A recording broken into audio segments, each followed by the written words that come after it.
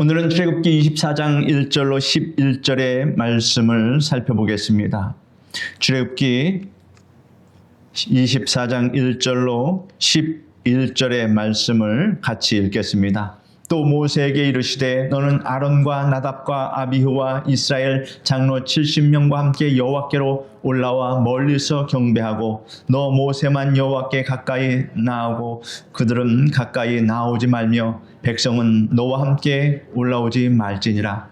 모세가 와서 여호와의 모든 말씀과 그의 모든 율례를 백성에게 전하매 그들이 한 소리로 응답하여 이르되 여호와께서 말씀하신 모든 것을 우리가 준행하리이다. 모세가 여호와의 모든 말씀을 기록하고 이른 아침에 일어나 산 아래 제단을 쌓고 이스라엘 12지파대로 12기둥을 세우고 이스라엘 자손의 청년들을 보내어 여호와께 소로 번제와 화목제를 드리게 하고 모세가 피를 가지고 반은 여러 양푼에 담고 반은 제단에 뿌리고 언약서를 가져다가 백성에게 낭독하여 듣게 하니 그들이 이르되 여호와의 모든 말씀을 우리가 준행하리이다. 모세가 그 피를 가지고 백성에게 뿌리며 이르되 이는 여호와께서 이 모든 말씀에 대하여 너희와 세우신 언약의 피니라. 모세와 아론과 나답과 아비후와 이스라엘 장로 70인이 올라가서 이스라엘의 하나님을 보니 그의 발 아래에는 청옥을 편듯하고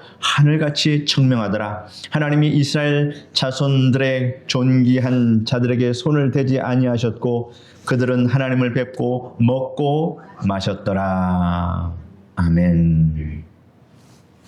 사랑하는 성도 여러분, 오늘 본문은 구약 전체에서 매우 중요한 장면을 우리 눈앞에 펼쳐주십니다. 하나님께서 이스라엘 백성과 언약을 맺으시는 장면, 그리고 그 언약의 피를 통하여 하나님과 친밀한 교제의 자리로 나아가는 장면이 눈에 보듯이 선하게 그려집니다. 출애굽기의 중심은 출애굽이 아니라는 사실입니다. 중요한 것은 이것입니다. 언약의 하나님과 동행하는 백성이 탄생하는 그러한 귀한 기록의 말씀입니다. 하나님께서 택한 백성, 하나님과 계약을 맺은 백성이 탄생하는 그러한 장면입니다. 하나님은 단순히 애굽에서 건져내는 것으로 끝내지 않으셨습니다. 출애굽기 6장에서 하나님이 너희는 내 백성이 되고 나는 너희 하나님이 되리라 하신 이 말씀을 실제로 여기에서 이루는 장면이 오늘 본문의 말씀입니다. 1절 2절에 보면 또 모세에게 이르시되 너는 아론과 나답과 아비후와 이스라엘 장로 70명과 함께 여호와께로 올라와 멀리서 경배하고 너 모세만 여호와께 가까이 나오고 그들은 가까이 나오지 말며 백성은 너와 함께 올라오지 말지니라 하였습니다. 하나님은 모세와 아론, 나답과 아비후 70명의 장로들을 불러서 산으로 올라오라고 말씀하셨습니다. 그러나 중요한 명령이 하나 있습니다. 너 모세만 여호와께 가까이 나오라 이렇게 말씀하셨습니다. 하나님은 아무나 함부로 가까이 갈 수 있는 분이 아니십니다. 거룩함이 충만하신 하나님 앞에 죄를 가진 인간이 무방비하게 나아가면 죽을 수밖에 없습니다. 예로부터 성막, 성전, 지성소의 구조도 모두 이 사실을 보여줍니다. 하나님의 위엄 앞에 거룩함이 없이 가까이 나아갈 수 있는 사람은 없습니다. 생명을 보존할 수가 없습니다.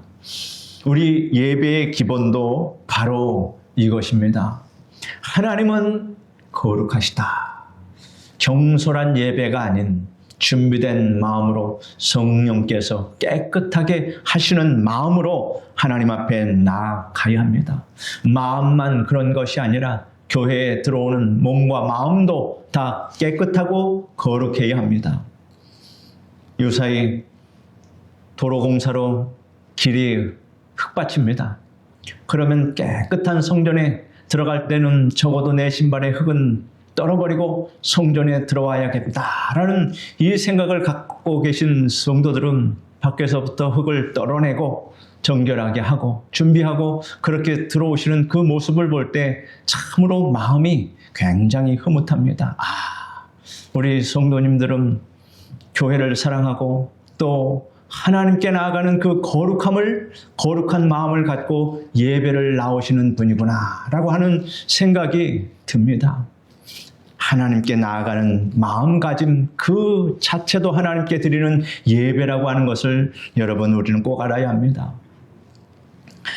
작은 행위 하나가 하나님을 거룩하게 여기는 행동이며 자신에게도 거룩한 마음을 줍니다. 3절, 4절에 보면 모세가 와서 여호와의 모든 말씀과 그의 모든 율례를 백성에게 전하매 그들이 한 소리로 응답하여 이르되 여호와께서 말씀하신 모든 것을 우리가 준행하리이다. 모세가 여호와의 모든 말씀을 기록하고 이른 아침에 일어나 산 아래 제단을 쌓고 이스라엘 12지파대로 12기둥을 세우고 하였습니다. 모세는 하나님께 받은 모든 말씀을 백성에게 다 전달합니다. 백성들은 한 목소리로 이에 응답하였습니다. 여호와께서 말씀하신 모든 것을 우리가 준행하리이다 라고 하나님께 응답했습니다. 여기서 그런데 중요한 점이 있습니다. 백성들이 이 말을 하는 순간 그들은 자신의 힘으로 율법을 지켜낼 수 없다는 사실은 아직 모르고 있었습니다. 얼마나 호기롭습니까? 자신들의 의지대로 내가 하나님의 말씀을 다 준행하리이다 이렇게 외쳤지만 사실은 그들은 하나님의 말씀을 다 지켜낼 수 없는 인생들이었다라고 하는 사실은 몰랐습니다. 그러나 하나님은 그들의 연약함을 다 알고 계셨습니다. 그렇게 언약을 맺을 때 필요한 것이 바로 피였습니다. 피로 언약을 맺었습니다. 사랑하는 성도 여러분, 순종은 신앙의 핵심이지만 우리의 의지와 결단만으로 완성되지는 않습니다. 우리가 얼마나 결단을 많이 하고 아멘, 아멘 얼마나 많이 말했습니까? 그러나 그렇게 하겠습니다. 그 말씀에 동의합니다. 믿습니다. 하면서 불순종한 것은 또 얼마나 많이 있습니까? 우리의 나약함을 우리 스스로가 다 압니다. 그래서 하나님께서 피로 언약을 하신 것입니다. 언약의 피, 곧 그리스도의 은혜 위에서만 참된 순종이 가능하다라고 하는 사실을 알려줍니다. 그리스도의 은혜를 생각하면서 성령님과 날마다 여러분 동행하시기를 바랍니다. 성령님이 순종할 수 있도록 그렇게 의지를 가지고 한다면 여러분 성령님께서 여러분의 의지를 도와서 순종할 수 있도록 이끌어 주십니다. 5절에서 8절 보면 이스라엘 자손의 청년들을 보내어 여호와께 소로 번제와 화목제를 드리게 하고 모세가 피를 가지고 반은 여러 양푼에 담고 반은 제단에 뿌리고 언약서를 가져다가 백성에게 낭독하여 듣게 하니 그들이 이르되 여호와의 모든 말씀을 우리가 준행하리이다. 모세가 그 피를 가지고 백성에게 뿌리며 이르되 이는 여호와께서 이 모든 말씀에 대하여 너희와 세우신 언약의 피니라 라고 말씀하고 있습니다. 제단을 쌓고 12기둥을 세우고 번제와 화목제를 드립니다. 모세는 희생 제물의 피를 절반은 제단에 뿌리고 절반은 백성에게 뿌렸습니다. 이는 여호와께서 이 모든 말씀에 대하여 너희와 세우신 언약의 피니라 하였습니다. 성도 여러분, 구약에서 피는 바로 생명을 상징합니다. 생명을 의미합니다.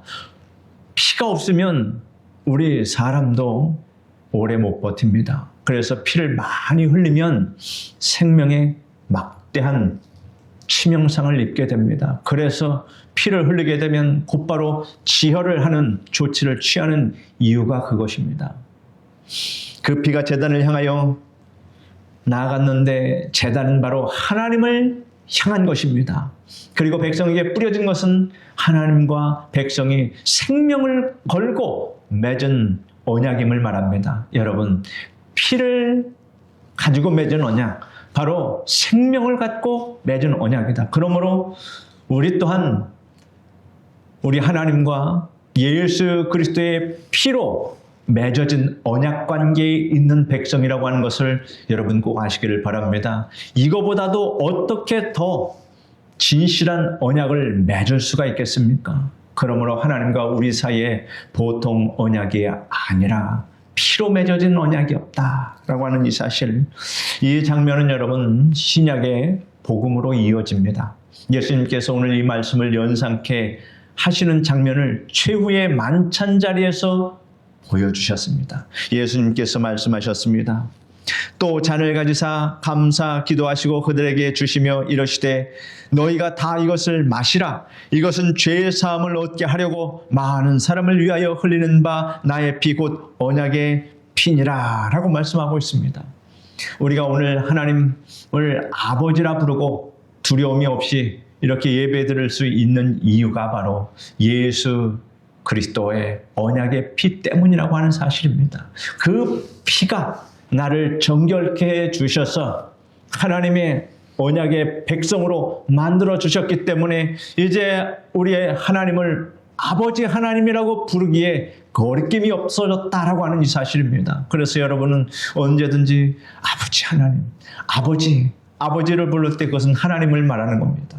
이렇게 우리가 늘 입속으로 이야기하면서 하나님을 섬기고 있다라고 하는 사실입니다. 성도 여러분, 우리가 기도할 때 담대할 수 있는 이유, 예비할 때 은혜를 구할 수 있는 이유, 하나님의 임재 앞에 설 수 있는 이유는 단 하나, 예수님의 보혈, 예수님의 피의 은혜이기 때문인 것을 믿으시기를 바랍니다.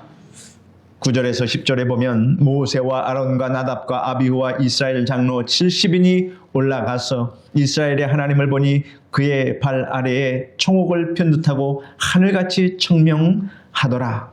하나님이 이스라엘 자손들의 존귀한 자들에게 손을 대지 아니하셨고 그들은 하나님을 뵙고 먹고 마셨더라 라고 기록하고 있습니다. 오늘 본문의 가장 놀라운 구절이 여기에 지금 있습니다. 10절에 이스라엘의 하나님을 보니, 11절에 그들은 하나님을 뵙고 먹고 마셨더라. 여러분, 이것은 성경 전체에서 거의 찾아보기 어려운 장면입니다. 죄인인 인간이 하나님의 임재 앞에서 죽지 않고 오히려 하나님 앞에서 먹고 마셨다는 것은 완전한 평화와 화목을 상징해 주는 말씀입니다. 이것은 장차 그리스도 예수 안에서 이루어질 하나님과의 영원한 식탁 교제를 예표합니다. 요한계시록은 이것을 어린 양의 혼인 잔치라고 말합니다. 이 장면을 이렇게 다시 표현할 수 있습니다. 언약의 피가 그들을 보호하니 거룩하신 하나님 앞에서도 죽지 않고 오히려 친밀함 가운데 교제하게 되었다라고 우리가 풀이할 수 있습니다. 예수님을 믿는 우리에게도 동일합니다.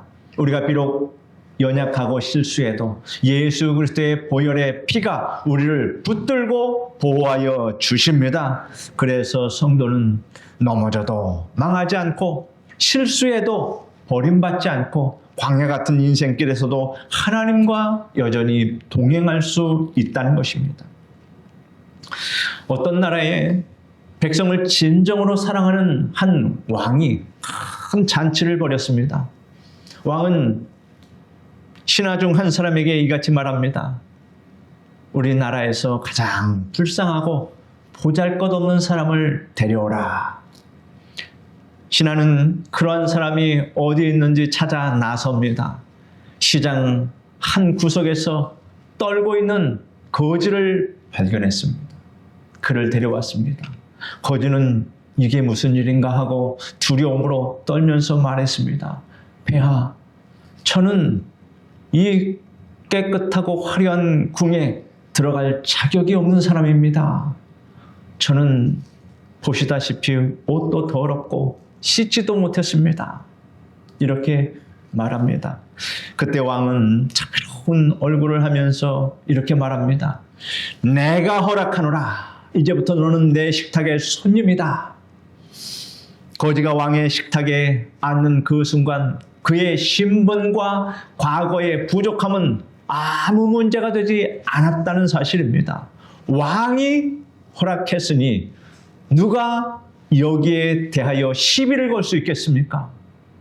자격은 오직 한 가지, 백성을 사랑하는 왕이 허락했다는 그 사실뿐입니다. 성도 여러분, 하나님은 우리를 진정으로 사랑하시고 택하여 주셨습니다. 우리가 하나님 앞에 나아갈 수 있는 이유도 이와 동일합니다. 우리가 무슨 자격으로 무슨 공로로 이렇게 하나님 앞에 나와서 예배를 드릴 수 있겠습니까? 우리의 자격, 선행, 사회적인 위치, 조건 다 아닙니다. 오직 예수 그리스도의 보혈의 피, 그 보혈 때문입니다. 예수 그리스도의 그 한량없는 은혜 때문입니다. 오늘 본문이 우리에게 주는 교훈은 아주 명확합니다. 첫째는 하나님 앞에 항상 거룩함으로 나아가라. 예배는 경건함을 요구합니다. 하나님은 지금도 거룩하신 분이십니다. 둘째는 순종은 은혜 위에서만 가능하다. 억지로 하는 순종은 순종이 아닙니다. 하나님의 은혜에 감격하고 감사해서 자발적으로 그렇게 하고 싶어서 하는 것이 진정한 순종입니다. 누가 순종을 강요합니까? 하나님의 말씀에 은혜 받고 그 삶의 은혜를 받았기 때문에 하나님께 더 나아가서 순종하고 싶은 마음이 저절로 들어서 우리가 다 이렇게 순종하면서 지금 살아가고 있습니다. 셋째는 예수님의 언약의 피를 항상 의지하라. 예수님의 언약의 피를 항상 의지하라 하는 것입니다. 우리는 예수님의 보혈로 구원 받았고 그 보혈로 지금 하나님의 은혜 가운데 안전하게 지켜져 있고 예수님과 항상 동행하고 있음을 믿으시기를 바랍니다. 넷째는 하나님과의 교제는 두려움이 아니라 기쁨입니다. 하나님은 어미하신 하나님, 위엄이 충만하신 하나님이십니다. 그러므로 감히 하나님 앞에 나갈 수 없는데 우리가 예수 그리스도의 보혈의 공로를 입었기 때문에 이제 두려워하지 않고 하나님 앞에 담대히 나갈 수 있는 자격을 얻었고 하나님 앞에서 기쁨의 잔치를 같이 누릴 수 있는 은혜를 받았다라고 하는 이 사실을 여러분 감격하시기를 바랍니다. 언약의 피가 우리를 보호하기 때문에 하나님의 임재는 두려움이 아니라 이제는 잔치와 기쁨이 되는 겁니다. 다섯 번째는 신앙의 절정은 하나님을 뵙는 삶입니다. 말씀과 기도로 하나님을 경험하고 예배 가운데 하나님의 영광을 맛보는 것이 신앙의 진정한 복이라는 사실을 믿으시기를 바랍니다. 여러분, 오늘 하나님을 뵈셨습니까? 하나님을 뵌 줄 압니다. 하나님 말씀이 곧 하나님이시다라고 하는 것. 그러므로 우리는 날마다 하나님을 만납니다. 여러분이 날마다 교회에 나와서 기도하고 예배하는 그 예배의 모든 행동을 그치지 않았기 때문에 날마다 하나님을 뵙고 만나고 이렇게 우리가 하나님께 이렇게 예배 드리는 게 얼마나 기쁘고 즐겁습니까? 하나님께서 주신 기쁨입니다. 우리 찬송가 259장, 우리 찬송가 259장을 부르겠습니다.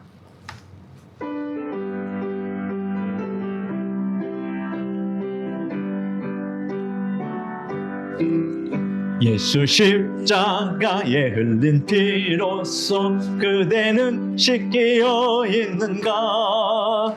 더러운 죄 이게 하는 능력을 그대는 참 의지하는가? 예수의 보혈로 그대는 씻기어 있는가? 마음속에 여러 가지 죄악이 깨끗이 씻기어 있는가? 주 예수와 밤낮으로 늘 함께 그대는 행동을 아는가? 아무 때나 어디서나 그대는 십자가 붙들고 있는가? 예수의 보혈로 그대는 씻기어 있는가? 마음속에 여러 가지 죄악이 깨끗이 씻기어 있는가? 주님 예수 다시 올 때 그대는 영접할 예복이 있는가?